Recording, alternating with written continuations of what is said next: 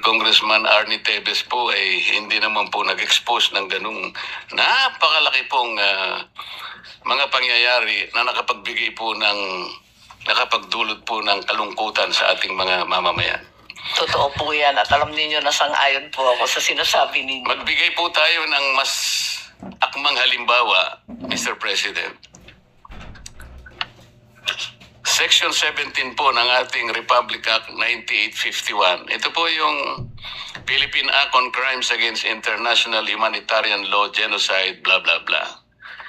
Sa Section 17 po, Mr. President, sinasabi, the state, ang Pilipinas po, shall exercise jurisdiction over persons, whether military or civilian, suspected or accused of a crime defined and penalized in this Act, regardless of where the crime is committed, provided any one of the following conditions is met.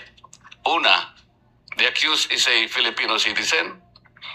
The accused, regardless of citizenship or residence, is present in the Philippines, or the accused has committed the said crime against a Filipino citizen. Ito po yung bone of contention. In the interest of justice, the relevant Philippine authorities may dispense with investigation or prosecution of a crime punishable under this Act if another court or international tribunal is already conducting the investigation or undertaking the prosecution of such crime. Instead, the authorities may surrender or extradite suspected or accused persons in the Philippines to the appropriate international court, if any, or to another state pursuant to the applicable extradition laws and treaties.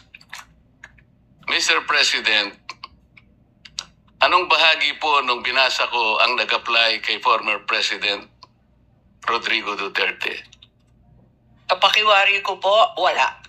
Ngunit, ang pagkasabi ng dating DOJ Secretary Remulla na ito ang nagbibigay daan para sa pag-aresto, sa kidnap at sa extraordinary rendition ni President PRRD without any warrant of arrest or any order issued by a Philippine court. So in my opinion po, and clearly from the transcript of the investigation conducted by this body, then Secretary Remulla appeared to be of the stance that an administrative arrest can be done under the word surrender. This is a case of first impression. There is nothing in our laws that convinces me that this is the case, and because of that, I filed a case against him for usurpation of judicial functions,